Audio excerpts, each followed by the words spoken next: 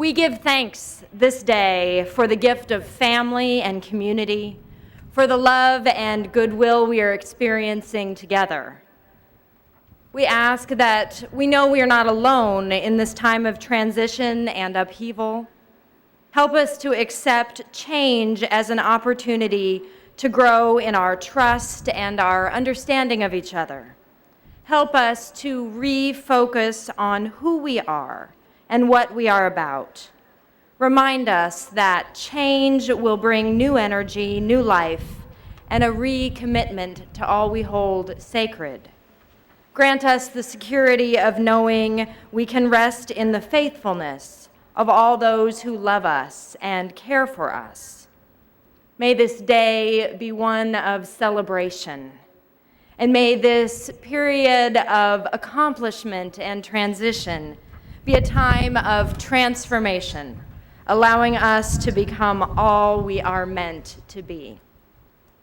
Please remain standing as we sing America the Beautiful.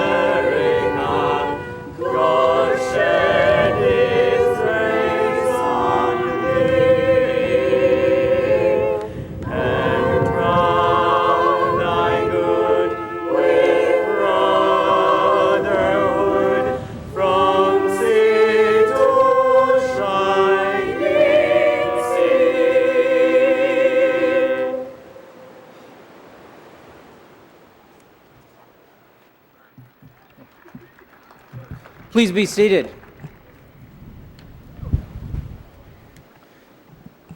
This is a wonderful day and a historic day, at least for the college store.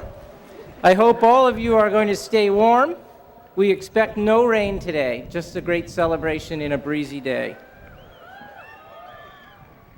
Members of the class of 2013, parents and families, members of the Board of Trustees, members of the faculty and friends, welcome to the 178th Annual Commencement of Lafayette College. We are gathered here today to celebrate the graduation of 566 members of the class of 2013. We are extremely proud of this class, and we are delighted not only to confer the degrees that they have earned, but also to extend our congratulations and best wishes to them and to their families. Let me now recognize some individuals whose achievements and contributions have made our college and the world better for all. First, I am pleased to recognize members of the faculty and staff who received awards at a special ceremony last night in recognition of their superior teaching, scholarship, and exceptional service to the college. Please join me in expressing appreciation to all of these outstanding representatives of the Lafayette community.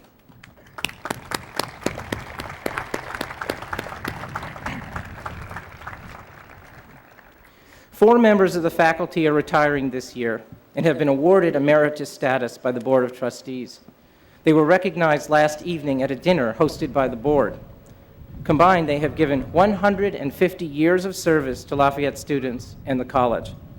Information about them is contained in your printed program, but please join me in recognizing Thomas H. Brugging, Professor of Economics, James E. Lennertz, Associate Professor of Physics, Anthony D. Navaco, Mesker Professor of Physics, and Chester Salwak, Associate Professor of Mathematics.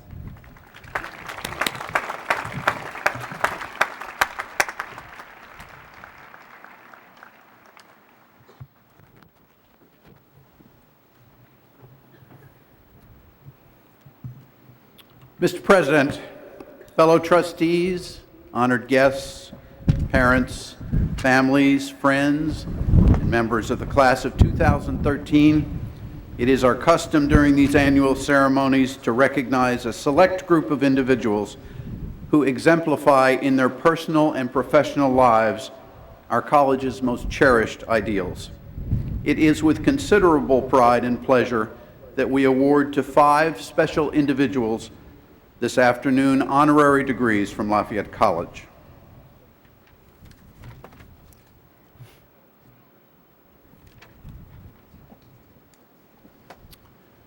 A college president's success can be measured in a number of ways, but there's a pretty good chance that your legacy is in good shape if the campus newspaper during your presidency features you under the headline, quote, "Impact Player." Although that article appeared in the sports section and focused on Dan Weiss's central role in stabilizing the Patriot League, Impact Player is an equally apt description of the difference his leadership has made in the overall strength and stature of this college. The profile of Dan is in your commencement program and reviews some of what he has accomplished here since 2005.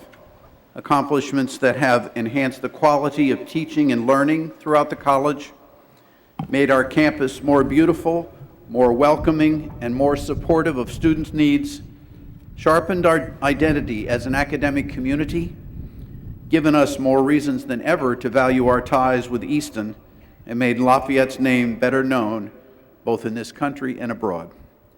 Dan will be our president for another month, and we'll be putting him back to work in a few minutes. But the trustees and the entire Lafayette community would like to take a moment now to honor him for his leadership and service. Daniel H. Weiss, although by training you are a specialist in the art of the 13th century, as Lafayette's president, you have excelled in the art of educational leadership for the 21st.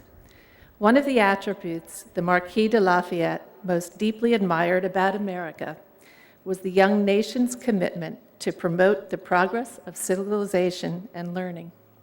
Throughout your 8 years as president, you have promoted the progress of Lafayette College with vision and energy, working both to make us the best institution we can be today and to preserve our values and ideas for the future.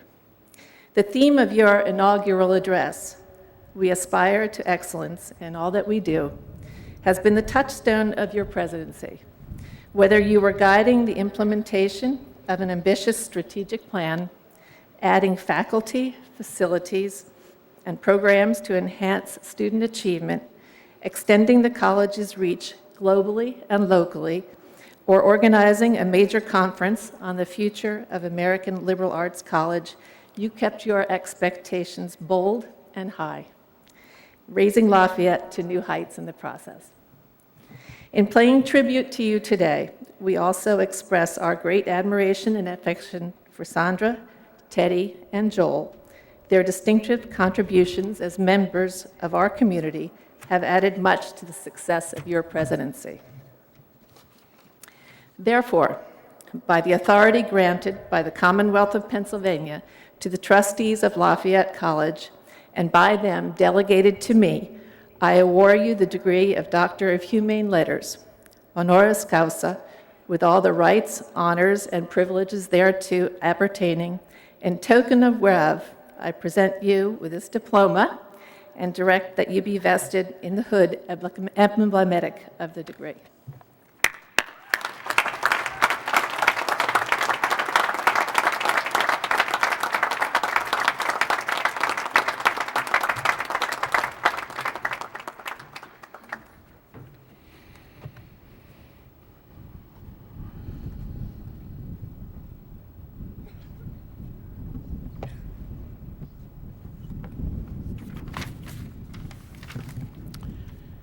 When our next honorand was here in February to discuss writing, politics, and his good friend, the late Christopher Hitchens, Professor Lee Upton of the English department introduced him by saying, quote, "We are wickedly lucky to have Martin Amis with us because he is a man of reason in an age that sometimes seems allergic to reason.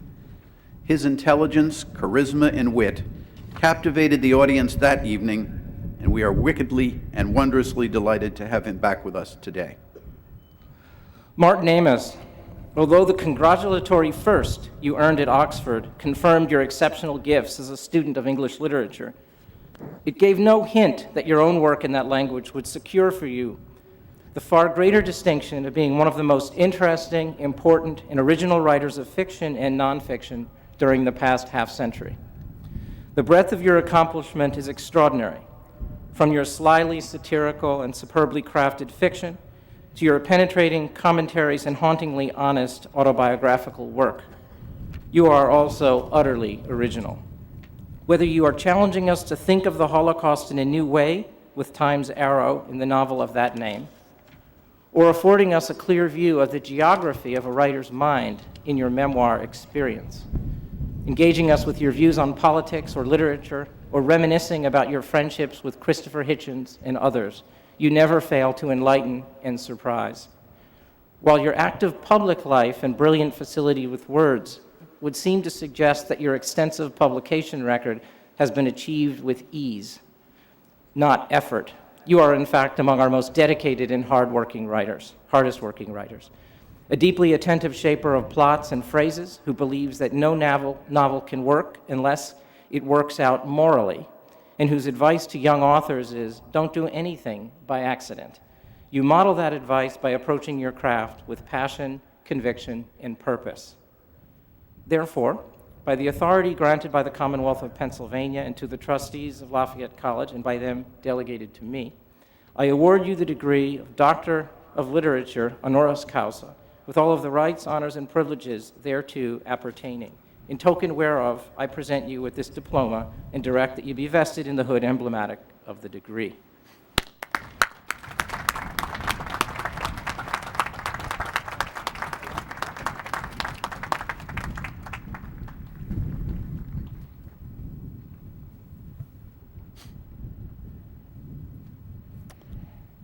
In a 1988 survey conducted in conjunction with his class's 20th reunion, Joe Cox noted that, quote, "I received a very good education at Lafayette, Lafayette prepared me for life. Joe, in turn, has devoted himself to creating similar opportunities for others.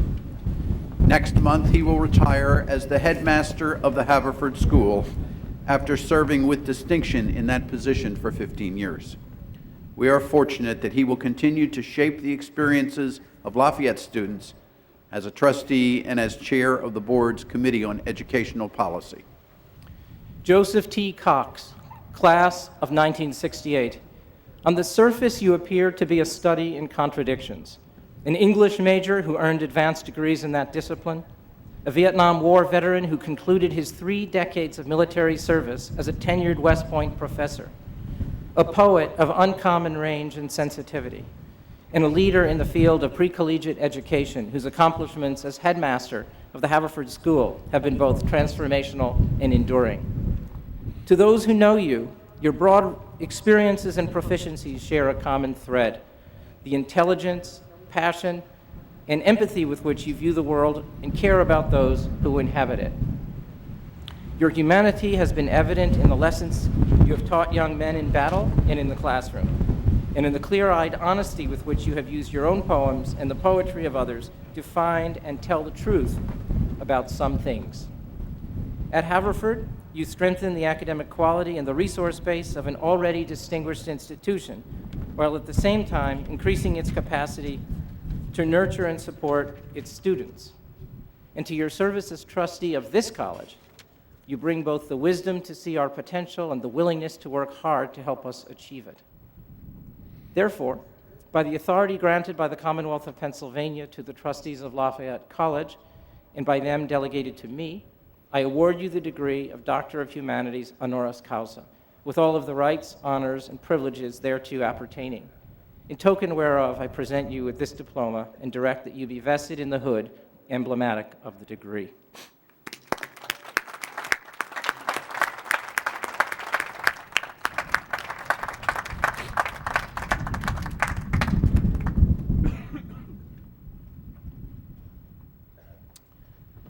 On April 22nd of this year, my classmate and friend, Bob Pastor, spoke at the inaugural Pastor Lecture in International Affairs to introduce President Jimmy Carter in what was an enormously emotional, inspirational, and motivational speech. He reflected with deep feeling on the importance which this college has held in his life, calling Lafayette, quote, "the place where my mind switched on and my awareness of the world began." Very few alumni in the history of the college have even come close to being as inspiringly world-aware and world-changing as Bob Pastor has been. Robert A. Pastor, class of 1969. Last month, we listened with considerable awe and enormous pride as President Jimmy Carter praised you as bold, brilliant, and an innovator, and credited you with, among other achievements, during your tenure as National Security Advisor for Latin America, bringing about the Panama Canal Treaties, normalizing relations between the United States and Cuba, and initiating a human rights program that transformed every military dictatorship in South America into a democracy. During your career, you have made extraordinary contributions to your academic discipline, to American foreign policy, and to the world.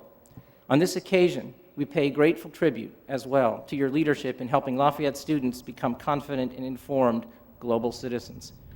Through your personal commitment, your and Margie's generosity in endowing a major annual lecture in international affairs, and your exceptional network of colleagues and friends, you have given our undergraduates the priceless opportunity to listen to people who have influenced the world in the hope that one day they can influence the world. 44 years ago, you graduated from Lafayette with honors in history. No written thesis is required for the honor you are being accorded today. You have earned it instead through your forceful and visionary efforts to create a better world. Therefore, by the authority granted by the Commonwealth of Pennsylvania to the trustees of Lafayette College, and by them to me, I award you the degree of Doctor of Public Service, honoris causa, with all of the rights, honors, and privileges thereto appertaining. In token whereof, I present you with this diploma and direct that you be vested in the hood emblematic of the degree.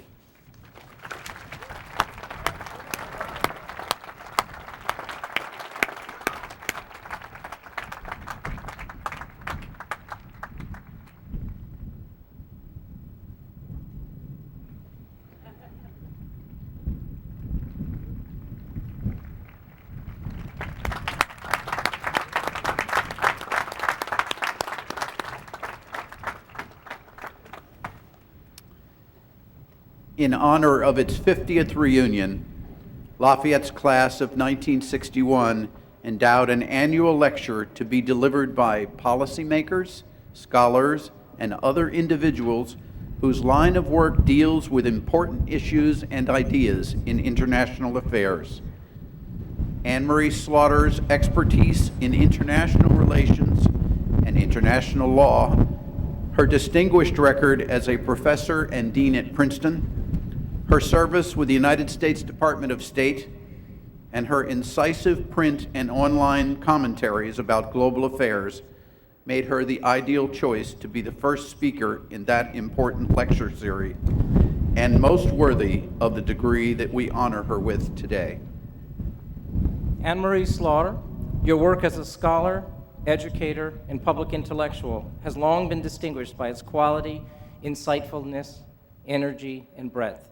A refreshingly candid commentator on topics ranging from 21st century statecraft to the status of women in the workplace. You have a gifted teacher's knack for bringing complex global and local issues to life for specialists and non-specialists alike. As president of the New America Foundation, the position you will assume in September, you will, in your words, move one step closer to putting ideas into action. It is a step you are uniquely well qualified to take, as indicated by the impressive honors you received during your 2-year term as Director of Public Policy Planning for the United States Department of State. Steve Call, whom you are succeeding as New America's president, describes you as a writer and thinker who has, quote, always been courageous and innovative, willing to break with convention and to think forward about globalization and social change, unquote. Your capacity to think forward with boldness will make you the ideal leader for a foundation whose mission is to address the next generation of challenges facing our nation by investing in new thinkers and new ideas. As you create dynamic new models and networks, you and the foundation will link policy to action in powerful and exciting new ways.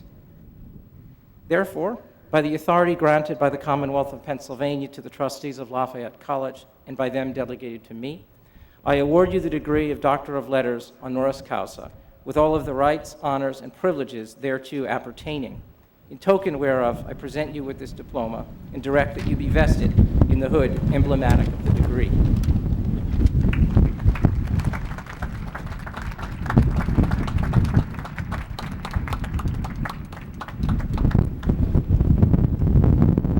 While Dr. Slaughter takes a moment to prepare to be our commencement speaker, let me say two things. One, you certainly have my permission to take off your hats if you're worried about them blowing off, because that's what's going to happen eventually anyway. As those of you who attended her lecture early in the fall, Dr. Slaughter gave a remarkable talk on issues around the globe, and then had what I thought was one of the most extraordinary question and answer sessions, where everyone in the audience could ask her on any issue anywhere on the planet, and she responded in a thoughtful and interesting way. It was quite a remarkable achievement for all of us to behold. So we're especially pleased that she's able to be with us and offer the commencement address. Please join me in welcoming Anne-Marie Slaughter to do that.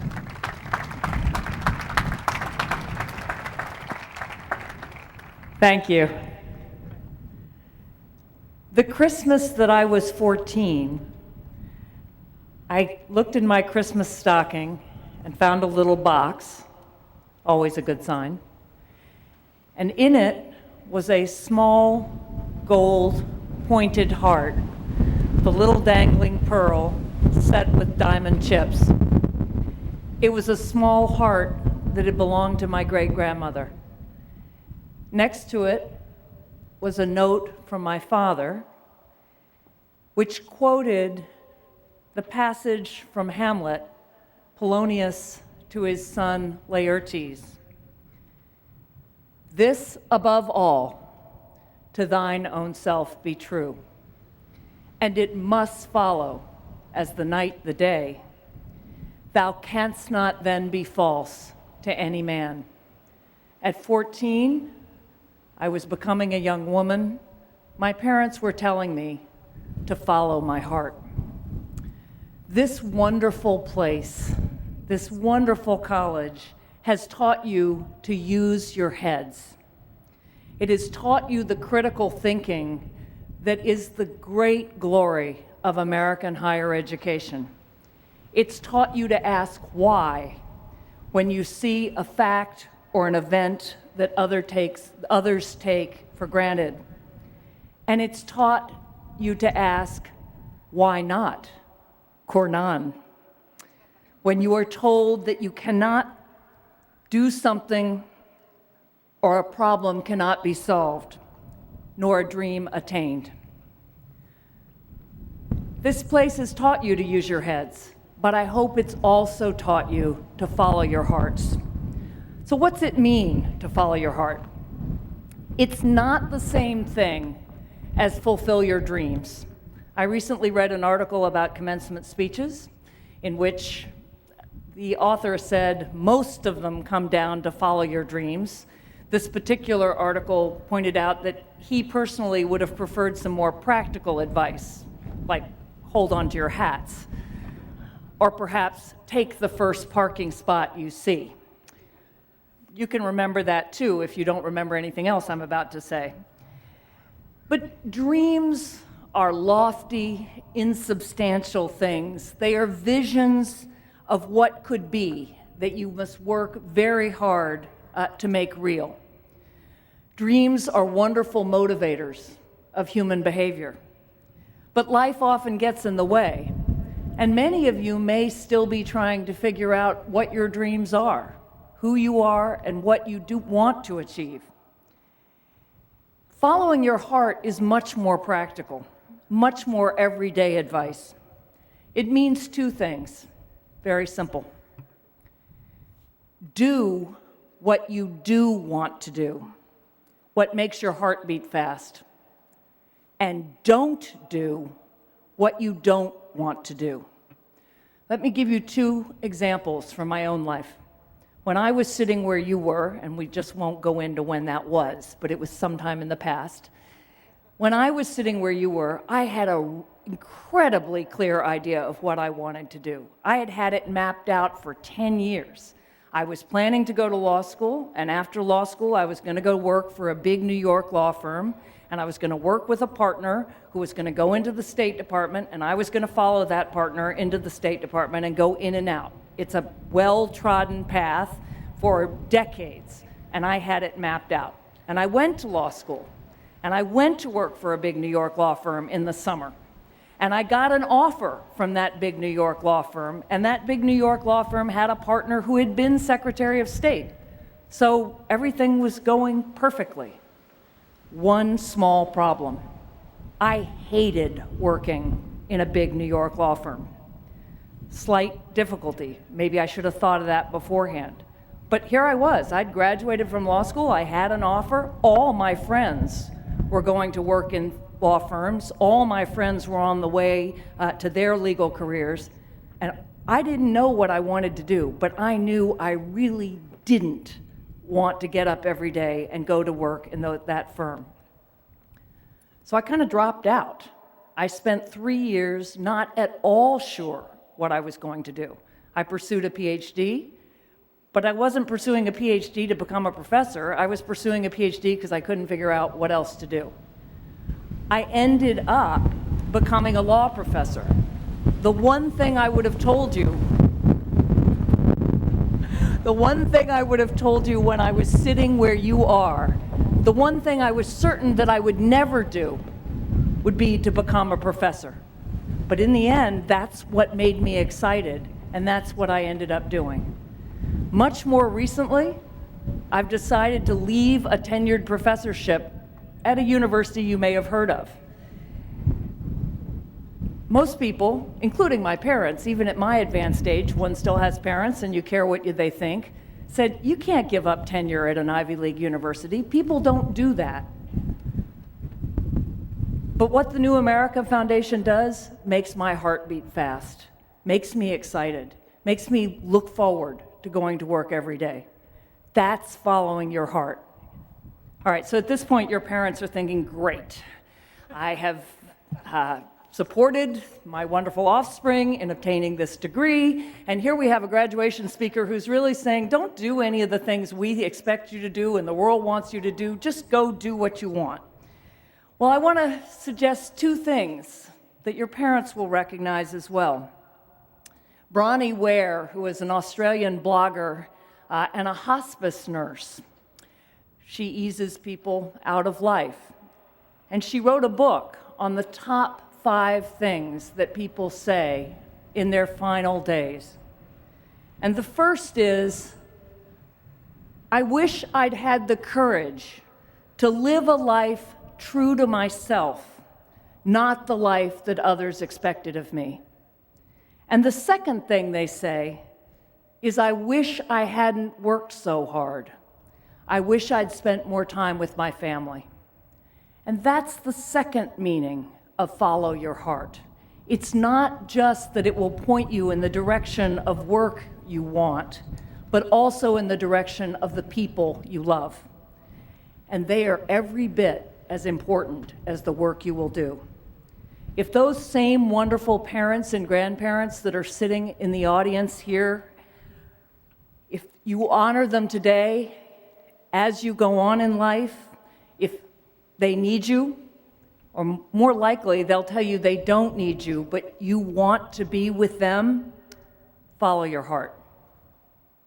If you choose to have children, either biologically or by adoption, and you want to be with your children for the absolute miracle of watching them grow, follow your heart. Or if a spouse or a sibling or a beloved friend falls ill or needs you, or you simply want to invest more in your love and relationship with them, follow your heart. In the end, no matter how much you love your work will not love you back. And you cannot be a whole and happy human being without love. So here I have a special message for the men in the audience. You are not socialized to follow your hearts.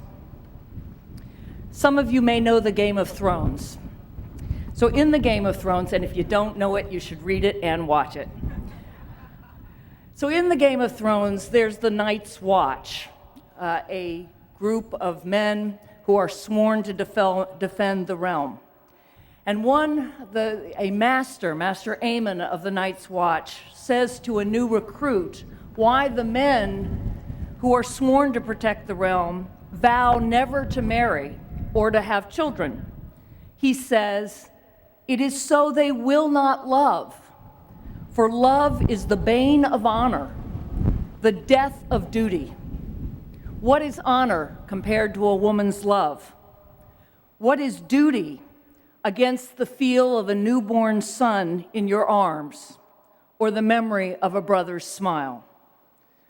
Love, feeling, emotion, all those things, you are told, will prevent you from succeeding in your work, will detract from your being a man. That's a message you often have heard, read. It is deep in our culture. But is it really true?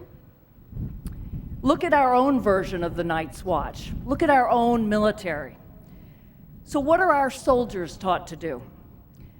They're taught to think of their platoon, their unit, their squad as their family, as their band of brothers. They are taught to leave no man behind. They are taught in the end to fight not for themselves and not for the abstractions of flag and country, but to fight for each other. They fight with their heads, but also their hearts. And so can you in your own work. Tap into the love that you feel for your parents, for your children, for your spouse. You will be much more of a man if you have the strength and the courage to follow your heart. So following your heart is not easy. It takes courage and strength and character. When your heart beats fast, it's probably telling you you're excited, you want to do something, but it may also be telling you you're scared. At least for me, when I get that sort of sense that I'd really prefer not to get up and maybe stay in a fetal position and not face that new challenge, that's exactly when I know I have to do it. That sense, that heart beating fast, that fear you feel on the first day of a new job or a new adventure, that's the feeling that's telling you you are out of your comfort zone and you have to do it. That's part of following your heart. But you're graduating from a college that is named for a man who is an inspirational example of following his heart. The Marquis de Lafayette, despite the wishes of his king, told no when he asked for financing for a ship, financed his own ship, and said yes. When told of a revolution that would not succeed, he said, "Why not?" and went to make it happen. There will be many voices deep inside yourself, and certainly many around you, who will tell you you cannot do what you want to do, and you can't be as much as you want to be with those you love. Say to them, "Cornan," and follow your heart. Thank you.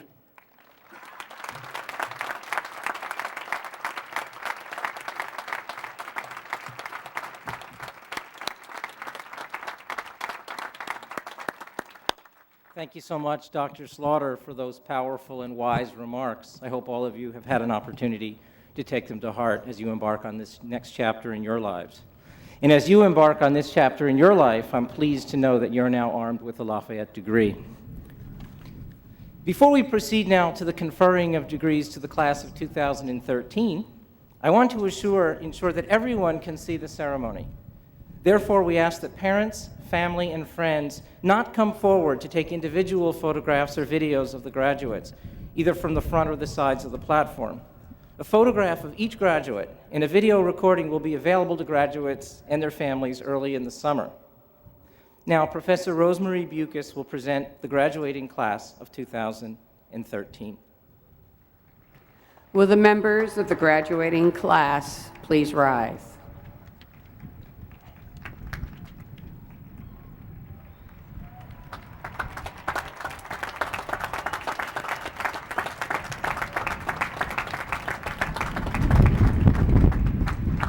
Mr. President, it is my privilege to present to you the members of the class of 2013, candidates for both the Bachelor of Arts and the Bachelor of Science.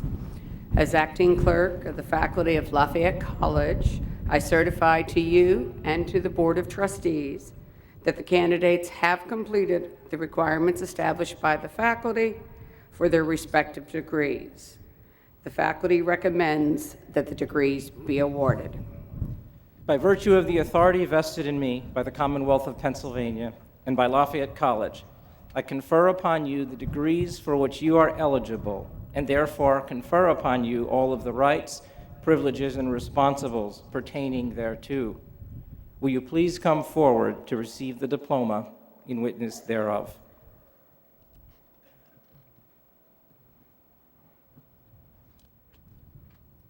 Scott Albert, summa cum laude, honors in chemical and biomolecular engineering and highest cumulative average, class of 2013.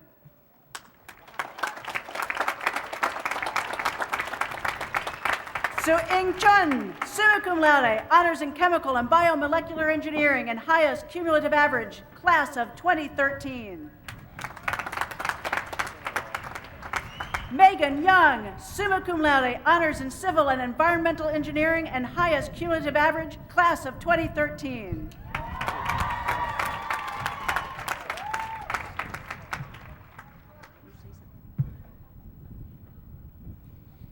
It is our tradition to give special recognition to these three graduates, Scott Albert, Su-Ying Chen, and Megan Young, because they have earned the highest grade point average in the class.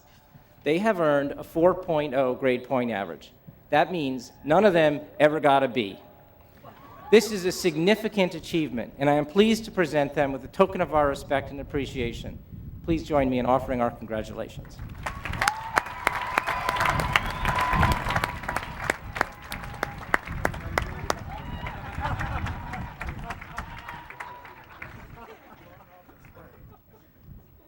Eric Abowitz.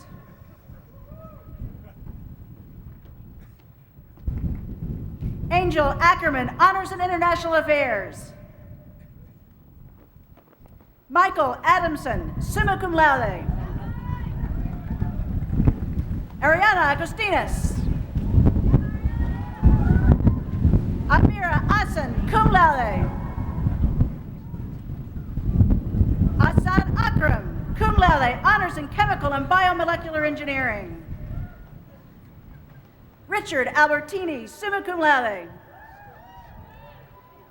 Madeline Allen. Zachary Alice. Nicole Alrasi. Ariel Amaya. Amanda Ariaran.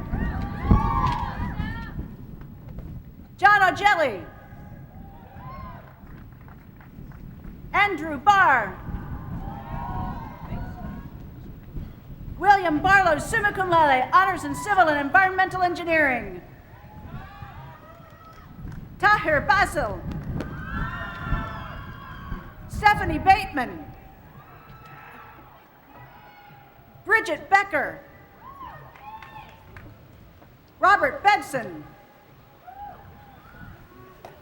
Alexandra Behet, summa cum laude, Honors in Government and Law, Women and Gender Studies. Scott Beho. Camara Bekele, magna cum laude, Honors in Computer Science. Fiorella Bellina Rota. Philip Bellis, summa cum laude. Matthew Benincasa. Kelly Bernabucci. Alexander Berner. Megan Becky, magna cum laude. Jenna Blanchard. Adam Block. Ralph Blumberg. Ariel Blumenthal. John Bolton, cum laude. Ann Bond. Camille Borland, Honors in Neuroscience. Justin Bortnick. Nicholas Boyce. Sarah Brockfeld. Andrew Brady, magna cum laude, Honors in Mathematics. William Brent. Alan Bryce, summa cum laude. Chelsea Brill. Thomas Brinkerhoff, summa cum laude, Honors in History.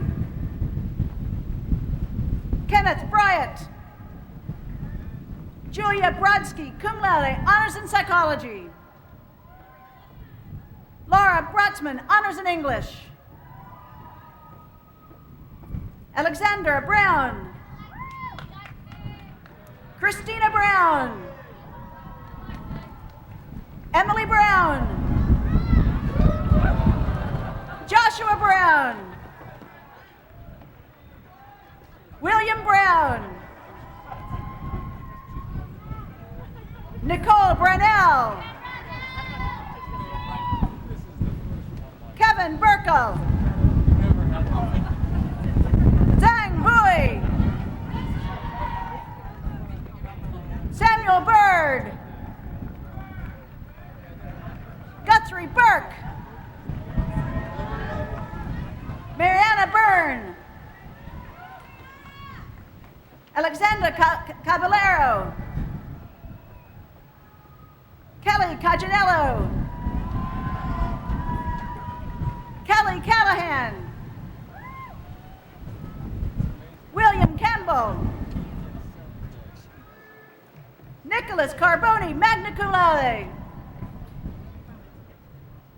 Andrew Carlson. Jacqueline Carmona. Madeline Carrier. In absentia, Maxwell Caserta. Kevin Casey. Catherine Cash. Blaine Caslin. Samuel Castagnetta. Christina Castaldo. Nicole Catino. James Seal. In absentia, Daphne Charles. Xuen Chun. Honors in Economics, Engineering Studies. Daniel Cherizay. Caroline Cohen, cum laude. Elizabeth Cole, cum laude. Michaela Connolly. Elizabeth Ann Corradino. Victoria Corbett, summa cum laude, honors in neuroscience. Catherine Corkery. Ryan Crumlish, cum laude, honors in history. Xiao Cui, summa cum laude, honors in economics. Alexander Cotrone, honors in music. Lindsay Daly. Laura Delago. Allison Daly. Samantha Dalmas. Aaron D'Amelio, summa cum laude. Carly David. Rachel Davidson, summa cum laude, honors in international affairs. Tyler Davis. Caitlin Dawson. Gerard DeBlazy. Emily Defnet, summa cum laude, honors in chemistry.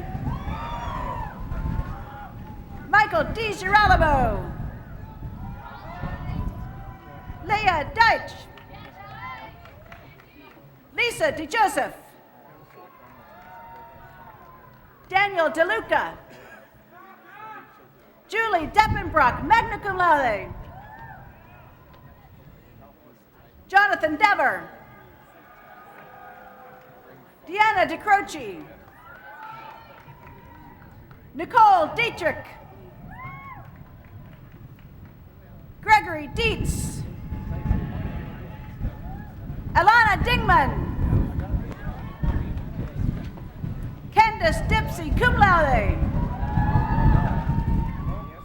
Casey Dipsy, magna cum laude.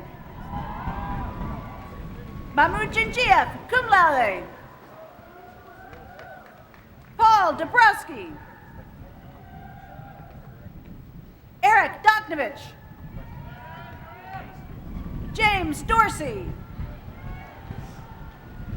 Kevin Doty. Julie Doyle. Jillian Dozier. Anna Draywing, magna cum laude, honors in psychology. Connor Dragonis. Milroy D'Souza, cum laude. Aaron Duggan. Jonathan DeMay. Leah Dungo. Thomas Dunleavy. Amy Durkin, honors in art. Danielle Ebenstein. David Eckelman.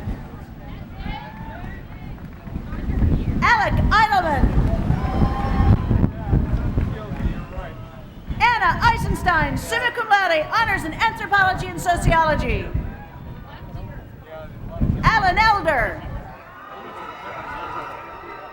Carolyn Entz, summa cum laude, honors in music and honors in psychology. Brian Ernenwine. Amanda Evans. Deanna Evans. Jason Ewer. Paul Fallione. James Fahey. Kara Falvey. John Fedak, honors in art. Blake Fink, cum laude. Stephen Fiorelli. Eitan Fishbein. Elliot Fitzsimmons, summa cum laude. Anne Flanagan. Brendan Flood, cum laude. Laura Floyd Jones. Rebecca Folk. Jacqueline Fontaine, cum laude, honors in international affairs. Balin Fragner.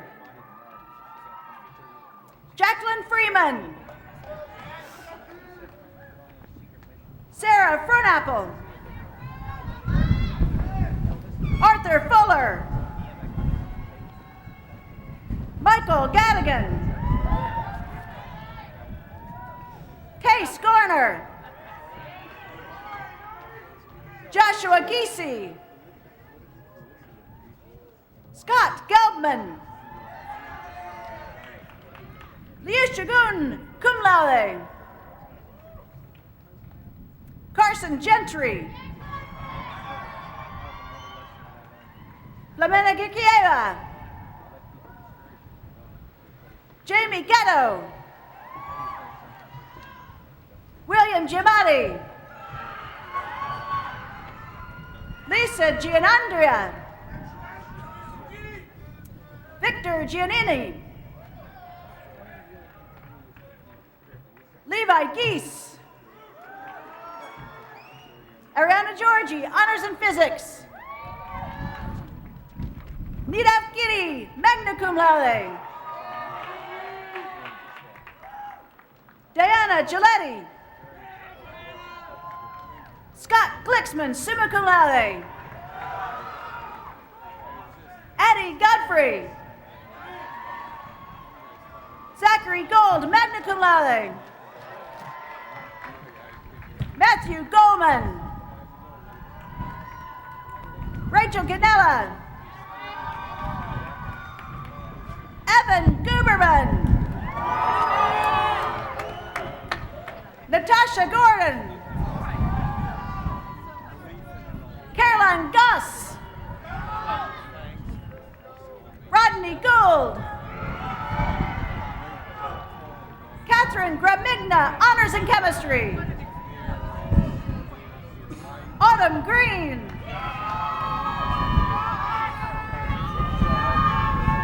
William Green. Hannah Griesbrock. Sam Griffith, summa cum laude, honors in English.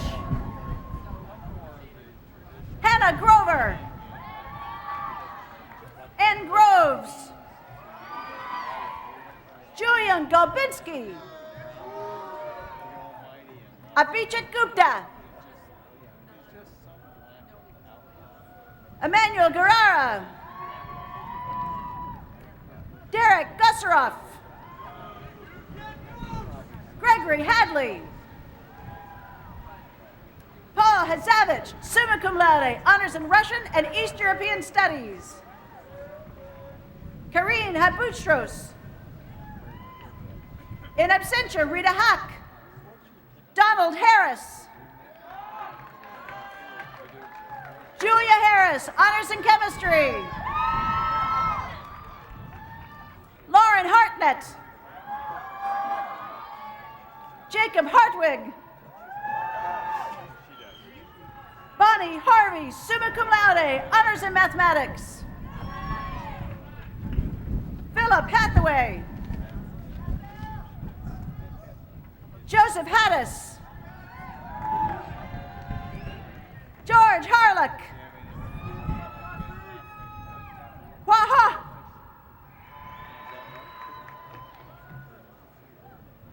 Vaughn Hebron. Corey Henderson. William Hendra, summa cum laude, honors in mechanical engineering. Nicholas Hepp. Kate Herman. Rachel Herman. Juan Hernandez.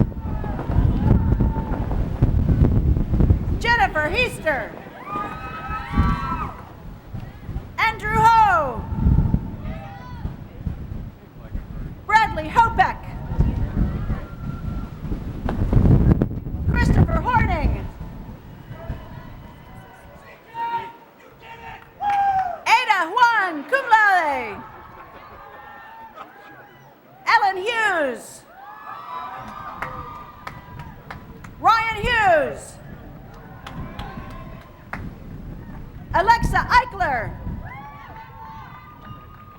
Ariel Impagliazzo. Dina Inqui, magna cum laude. Tina Jackson. Chris Giacobino. Timothy Johns, magna cum laude, honors in electrical and computer engineering. Tony Johnson. Caroline Johnston. Christopher Jones. Rowan Jones. Zachary Jones, summa cum laude, honors in music. Kathleen Jordan. Samantha Jordan, summa cum laude. David Kafafian, summa cum laude. Taryn Callion. Nicholas Calra. Ashley Kaminsky, cum laude, honors in chemical and biomolecular engineering. Ryan Kastner. Seth Katz. Aaron Kavanaugh. Scott Kelleher. Christopher Kelly, summa cum laude, honors in geology and environmental geosciences. Ha-Seng Han, summa cum laude, honors in civil and environmental engineering. Hung Suk Kim. Seon Kim. Tiffany Kimmel, honors in biology. Elizabeth Kirby, cum laude. Mara Kish. In absentia, Nicole Kneip. Une Ko. Andre Koch. Brooke Kohler, magna cum laude, honors in anthropology and sociology. Hannah Komar, magna cum laude, honors in biology. Matthew Koos. Martin Kopek. Alexander Kopera, magna cum laude. Monica Kremova, honors in arts. James Kugel. Peter Kunz, cum laude. Jessica Kuzer. Sky Kusarik. Caitlin Latronica. Daniel Ladd. Brendan Lang. Charles Laird. Christopher Lake, Honors in Economics. Catherine Lemsbeck. Emily Landau. Kelsey Lenz, Honors in Engineering Studies, International Affairs. Elizabeth Lesh. Madeline Laskowski, summa cum laude, Honors in Government and Law. Christopher Lavery. Jessica Lee. Sang-Woo Lee. Zachary Leisure. Joseph Leo. Todd Leone. Catherine Lido. Lauren Levi, magna cum laude. Rachel Lewitt, cum laude, Honors in English.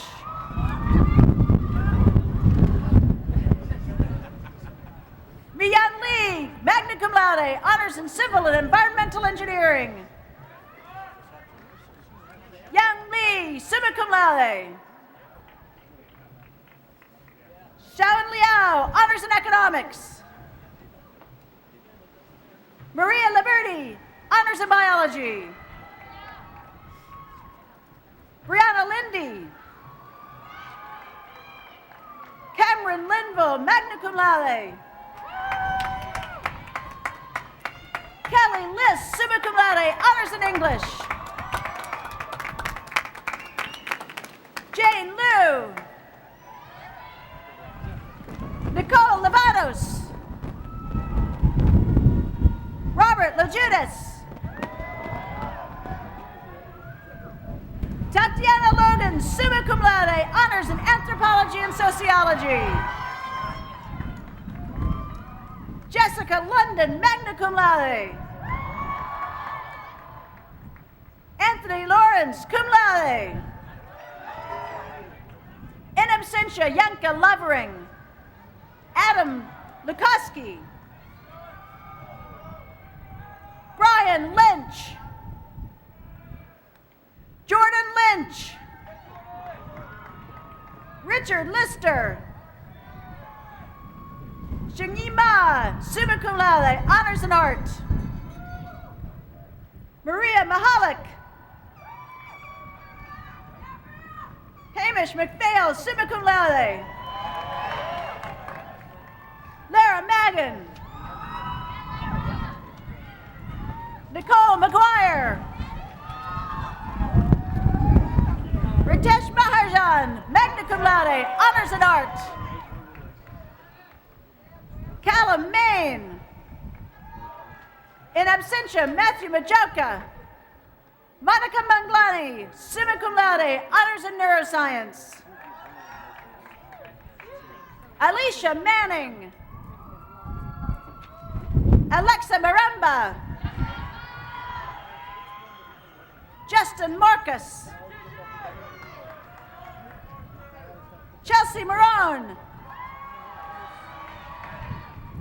Jason Marshallek. Kirsten Marshall, summa cum laude. Stephen Mortel. Krista Martinez.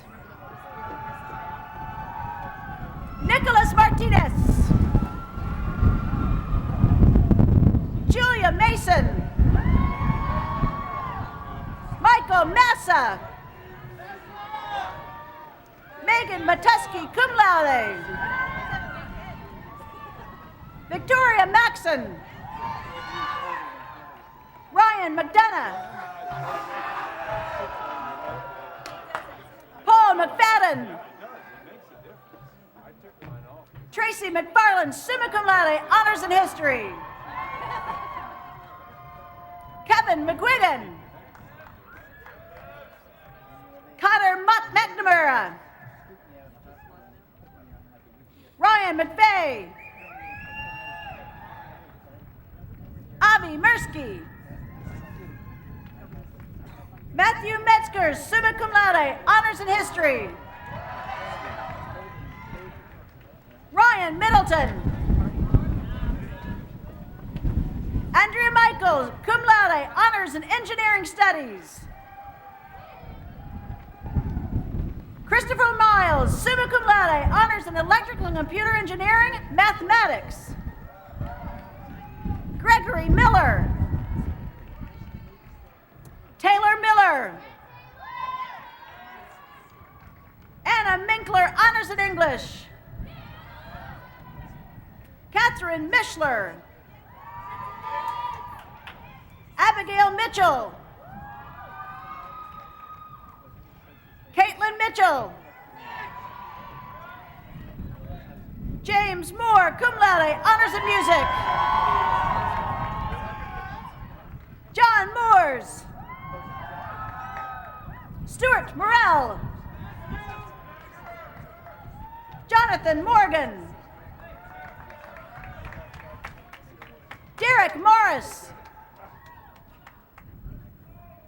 Julia Morrissey. Dane Moscone. Christopher Mosley. Rachel Mount. Lindsay Munko. Thomas Munson. Michael Murphy. Ryan Murphy. Jalissa Muschlitz. Alexander Musso. In absentia, Kane Napolitano. Nicholas Navarra. Zoe Nemerer, cum laude, honors in government and law. Ha Nguyen, summa cum laude. Lenny Nguyen. Elena Nemi. Emily Noel. Shannon Knoll, cum laude. Sarah Nussbaum, cum laude. Samantha Nussbaum, honors in psychology. Andrew O'Brien, cum laude. Nicholas Olivares. Madeline O'Neill, summa cum laude. Eric Opplinger. Sebastian Oryak. Nicholas Orzel, summa cum laude. George O'Shaughnessy. Morgan Ascutis, summa cum laude. Alexander Osukowski. Crispin Otondi. Patrick Pabian.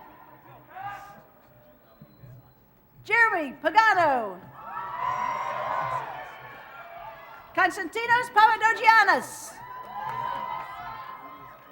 Christopher Parker. Jordan Parsons, cum laude. Sean Peckham. Anna Palakia. Giselle Peralta. Ross Perry. Bin Pham, honors in civil and environmental engineering.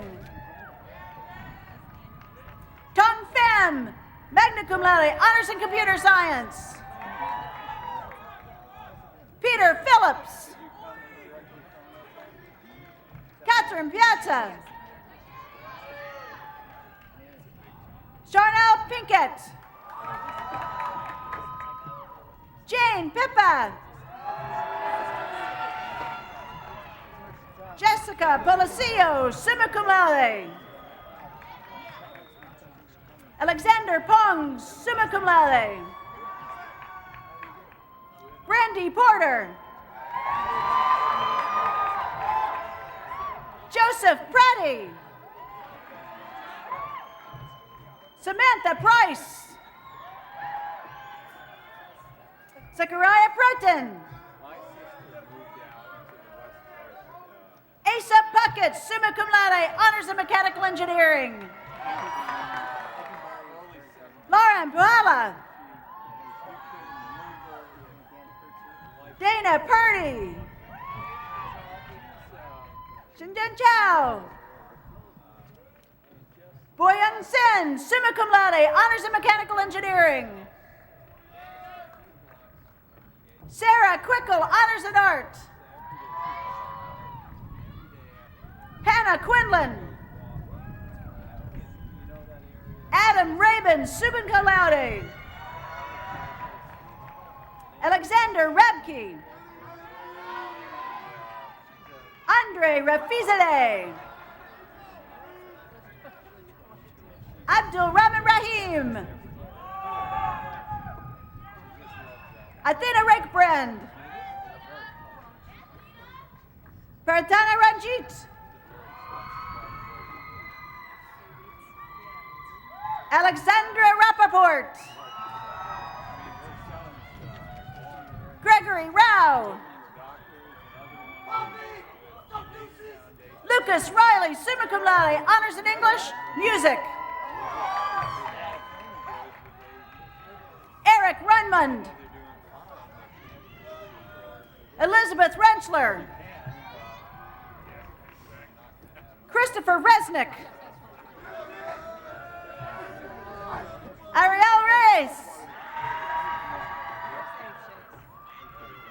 Gabriel Radigan. Eliza Ricciardi. Catherine Richards.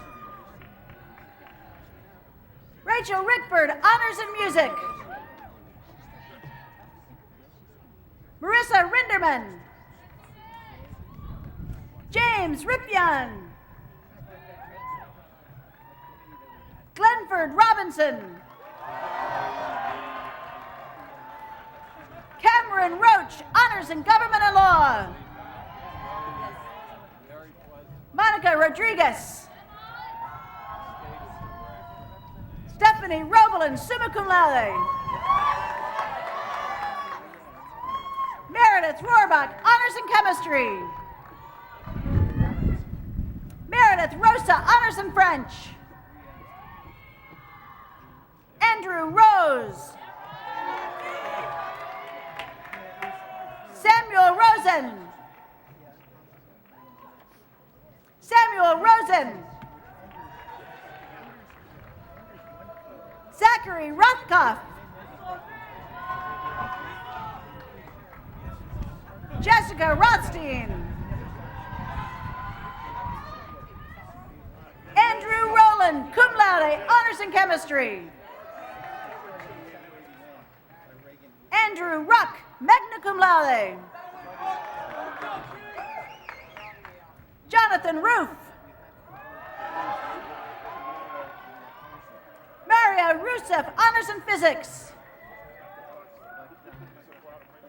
Alexandra Russo. Jessica Ryan. In absentia, Timothy Ryan. Catherine Sacco. Darius Safford. Wesley Salazar. Anna Salvatore, cum laude. Chelsea Sanfilippo. Angelina Sanchez. Kelly Sandilands, magna cum laude. Andrew Sanders, honors in mechanical engineering. Sally San Juan. Savannah Sargent. Laura Sabatieri. Philip Schaefer. Kyle Scharfenberg. Christopher Schellens. Amanda Sherb, cum laude. Perry Schiff. Kevin Schmidt, summa cum laude. Matthew Schrader. Kristen Schultz. Dashiell Schwartz, cum laude. Monica Sosoric, magna cum laude. Kevin Scott. Kanai Scott.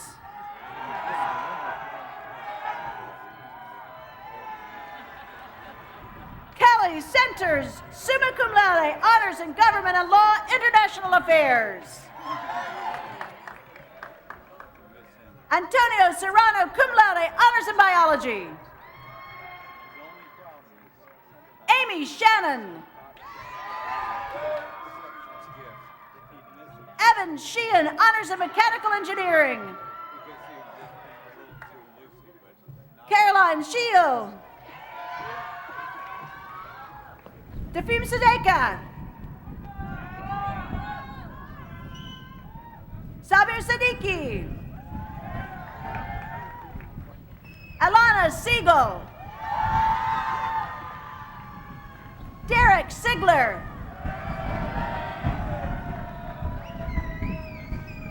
Catherine Silva. Stephanie Silva. Emily Simone. In absentia, Christopher Slotin. Lauren Smedley. Jared Smith. Christian Smith. Stephanie Smith. Calla Smith Triglia. Christina Snyder. Stephanie Salamont. Sarah Somak. Ellen Song. Todd Souders. Daniel Spalter. Leo Spear. Ashley Springer. Sarah Sproul. Jennifer Squire. Jennifer Sedange. Frank Stagliano. Jeffrey Stearns. Gwen Steckel. Nicholas Stein, cum laude. Rebecca Stewart, summa cum laude, honors in art. Allison Stone. Samuel Stewart. Edward Stubbits. Kara Sudberg. Shannon Sullivan, cum laude. Chua Sun, cum laude. Thomas Swaffield, cum laude. In absentia, Ethan Swerdlow. Sarah Swinkowski Eckert, cum laude. Adam Scalani. Kelly Tapson. Tanisha Tate Robinson. Bridget Tavani. Kelsey Terrio. Charles Thomas. Tristan Thompson.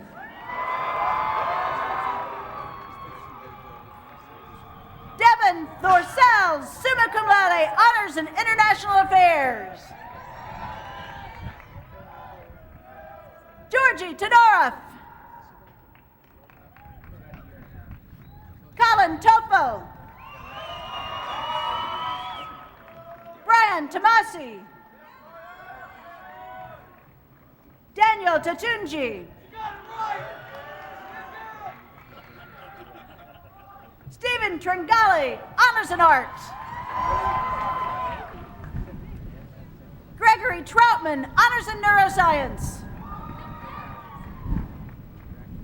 Michael Tai, cum laude. In absentia, John Siragotis. Kristen Tuttle. Nicholas Uffer, cum laude. Alyssa Usaskin, cum laude. Caroline Vale, honors in biology. Stephanie Valenzuela, cum laude. Emily Vallejo, magna cum laude. Olivia Van Bradner, cum laude. Ivan Iswaran Venkatiswaran. Christopher Vinales. Michael Vitorino, honors in English. William Volkman. Alexandra Van Arks. Caitlin Von Stein. Christine Fracas, honors in biology. Laurie Wagner. Larissa Walcott. Emily Walkenstein. Emily Wallach, honors in chemical and biomolecular engineering. Chao Wang, summa cum laude, honors in chemistry. Kai Wang. Suyen Wang, magna cum laude. Julia Ward. Daryl Washington. Brian West. Morgan West, cum laude. Jacqueline White, honors in geology and environmental geosciences. Lauren White. Alexa Williams. Andrew Wilson. Elizabeth Wilson, cum laude, honors in neuroscience. Rebecca Winter. Lauren Withers. Angela Winak, summa cum laude. Sing-Wei Xu, summa cum laude, honors in economics. Christopher Yarnell. Thomas Yeager, cum laude. Lily Yengel. Charles, magna cum laude. Catherine Yoder, magna cum laude, honors in mechanical engineering. Stan Yu. Brianne Young. Emery Young. Cody Zaccanino.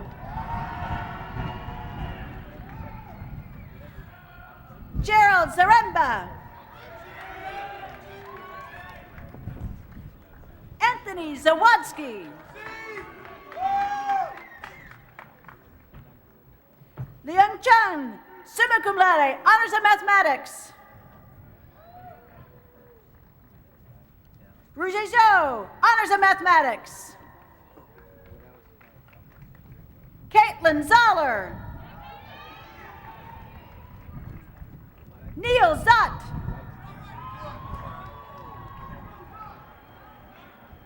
Taylor Doherty.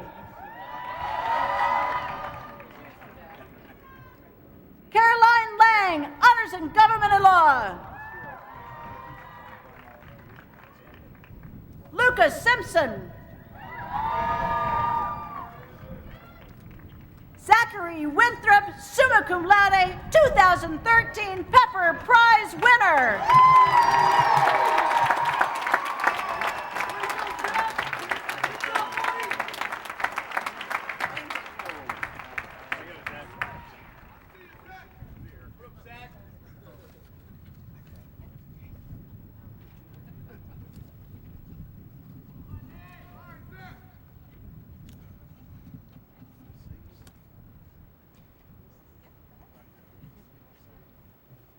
President Weiss, members of the Board of Trustees, distinguished guests, faculty and administrators, families, and fellow members of the class of 2013.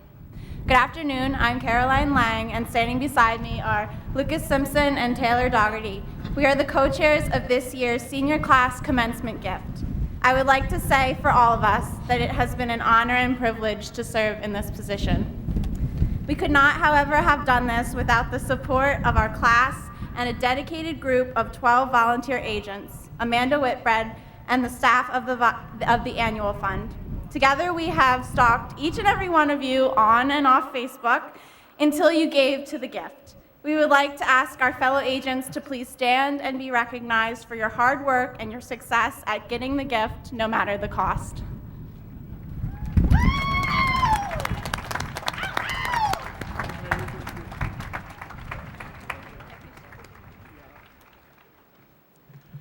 The presentation of the senior class gift is a representation of our appreciation for the excellent education, facilities, and extracurricular opportunities available to us during our 4 years at Lafayette. However, the senior class gift is also an acknowledgement that many of those opportunities would not have been possible without the continued support of our predecessors on College Hill. This year, our gift is a particularly apt representation of this relationship between students and alumni.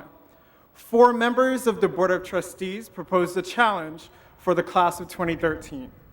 If we hit 95% participation, they agreed to award us with an additional $10,000 toward our gift.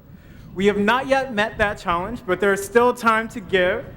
23 more members of the class of 2013 need to give by June 30th, and we will reach our goal of 95%.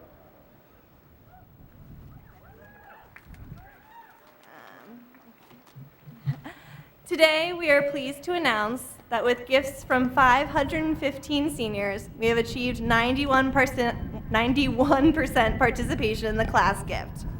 Those gifts total $16,726.20.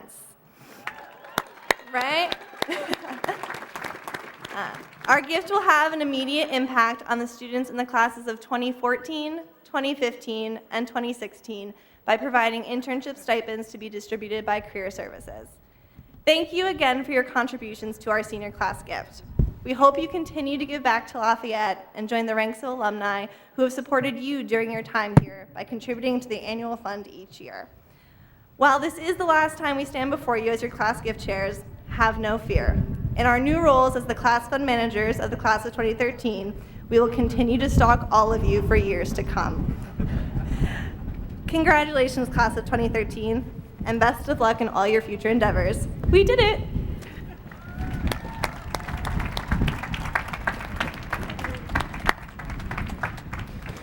I thank you, Taylor, Caroline, and Lucas, in the class of 2013, on behalf of the Board of Trustees and the entire Lafayette community.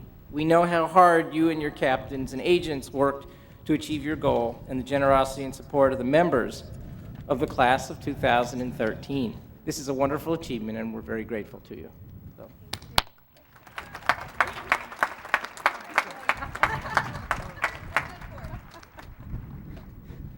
They were supposed to give me the money, and they said, I owe you, so that's good.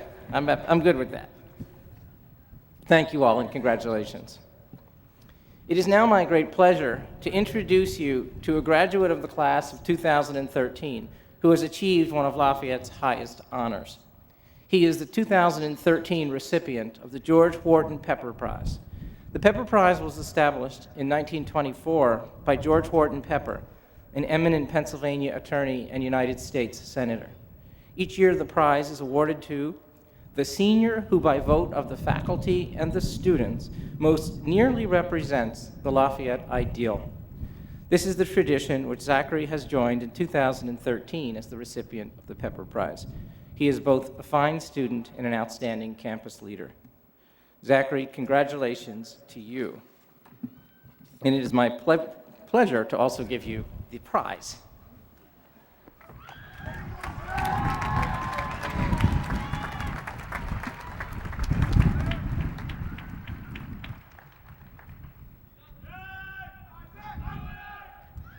I'm so excited to be here today and thankful for this opportunity, as it gives me the chance to share with all of you the discovery I have made. Today marks one of the few times in our lives that we do something quite unique and quite special. We stop, we look behind us, and we ask, where have I been? We look down, and we ask, where am I? And then we look forward, and we ask, where am I going? In a lifetime, these checkpoints may be infrequent, but they are crucial for self-understanding. Each time I have personally reached one of these checkpoints, no matter how excited or ready I might be to go forward, I have found myself overcome with a sense of longing or nostalgia for where I am, who I am, and the memories I have created. In a few months, I will be in a new place, with new people and new challenges. But how will I hold on to the memories I have created here at Lafayette? What if I lose them? Smells, tastes, songs, and other sensory signifiers have often been associated with the triggering of memories thought to have been forgotten or lost. The smell of a perfume worn by a loved one, a song from a past romance, the taste of a grandmother's special recipe, or the dusty musk of a basement or attic. Much like Proust's Madeleine cookie, most of us have experienced this almost otherworldly journey, as a taste, a smell, or a song acts as the trigger, recreating a moment, a memory, a feeling, or an experience. But what I have come to believe is that this journey is not unique to smells or tastes or songs, but that spaces can also act as the catalyst for these truly special journeys back in time. Space has a direct influence over the triggering of memory, and moreover, without the space in which certain incidents occur, channeling into the memory of them is impossible. Memory is unique to space, and as long as the space remains intact, the memory remains intact, simply awaiting the creator's presence to start the journey. A few weeks ago, I experienced a rather exceptional event that has helped me to formulate this discovery about space, and which has in turn helped me to cope with my departure from Lafayette College and the sense of longing for the self I have created here. On my way down to one of my last classes at the bottom of the hill, I took a path, and specifically a certain set of stairs that I had not taken since living in South College in my first year here. Venturing down this path, grasping the cold metal railing, finding my footing on the old stone stairs, the shade of a large oak completely engulfing me. I was overcome with the memories, the images, the feelings I had created as a freshman walking down this same path 4 years ago. I began to remember the people I used to intersect each day as I took this path, people whom, at the time, I had just recently met and gotten to know. But even more, I was transported back into the mind of my younger self. When I walked this path before, Lafayette was still new to me. It had not yet become my second home, but it was beginning to be. If I had not taken that path on that morning, I'm not sure I could have ever remembered that moment, those friends, that state of mind.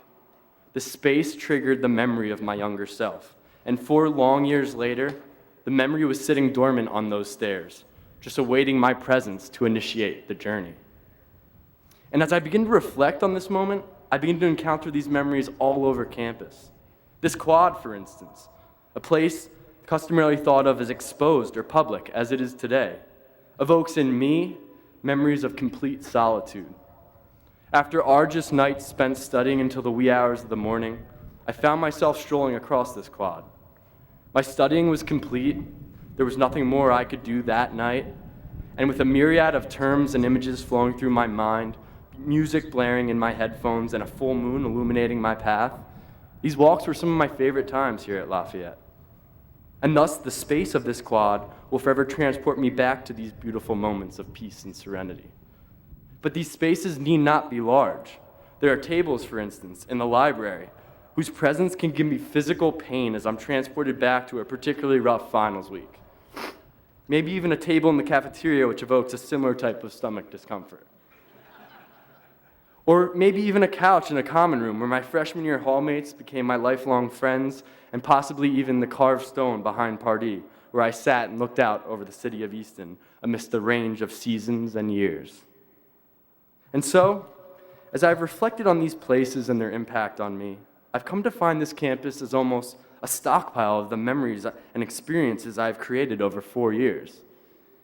And in this way, as you really get to thinking about it, Lafayette College as a campus exists as a memory bank for all of our memories and the memories of generations of graduates. And that is precisely why you see them coming back so often. Though we cannot see them here right now, these memories are all around us. And years from now, returning to Lafayette, we could find them waiting here. No matter where I go, what I do, who I become, little fragments of me and my experience here are scattered on every square inch of the campus. So as I stand here today at this most recent checkpoint, and I start to feel that sense of longing and nostalgia for the memories I created at Lafayette, I'm comforted. I'm comforted because while we may be leaving here on divergent and seemingly disconnected paths, our memories do not disintegrate with our departure. The fragments of who we were, what we felt, and what we believed remain around this campus, just awaiting our presence to initiate the cascade of images, feelings, and experiences as we venture back into one moment, one time, and one place. Memory belongs to space, and our space is our school. As we leave, we can take reassurance in knowing that our memories live on even as we continue living far away.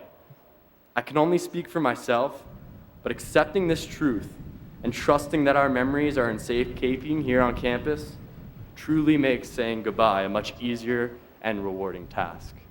Thank you.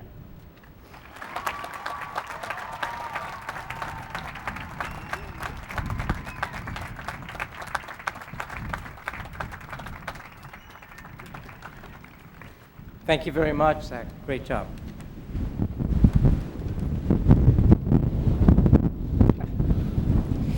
As you come to the end of your college careers, which is going to happen in about 5 minutes, it is understandable and even wise that you would want to reflect on the meaning of this life-changing experience, indeed, as Zach just has, both in terms of its impact on you now and what it portends for the future.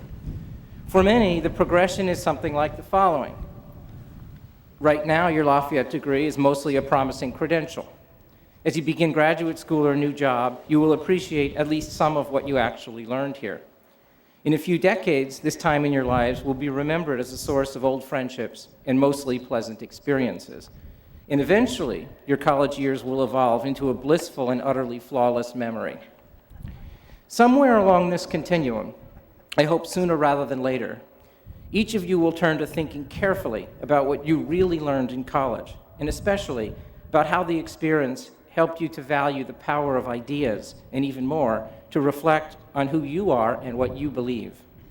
If Henry David Thoreau was right in saying that, quote, "The world rests on principles," unquote, I would argue that so too does each individual life rest on its own principles and on your belief in the power of ideas.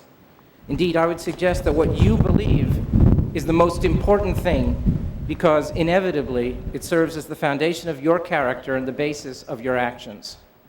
We all hope and expect that your education at Lafayette has equipped you for many things, ideally leading to personal happiness and professional success.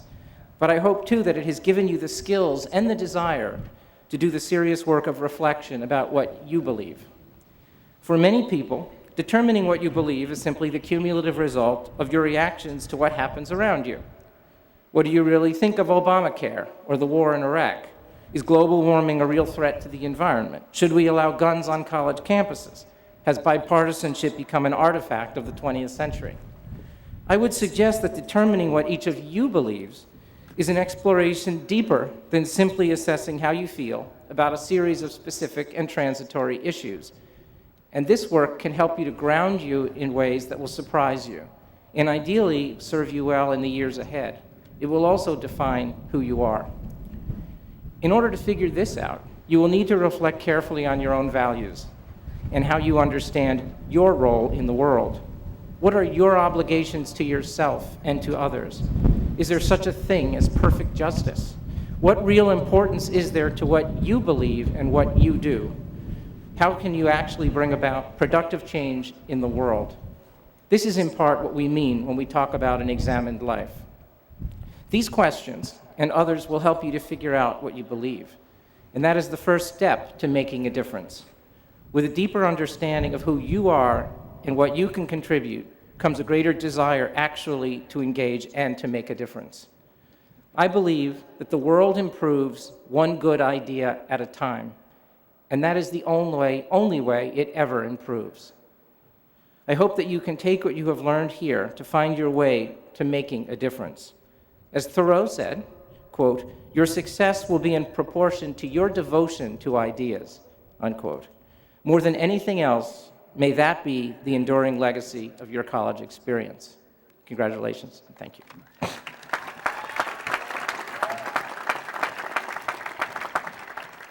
We are now really at the end of this ceremony, so I would ask you all to stand to join us in singing the Alma Mater.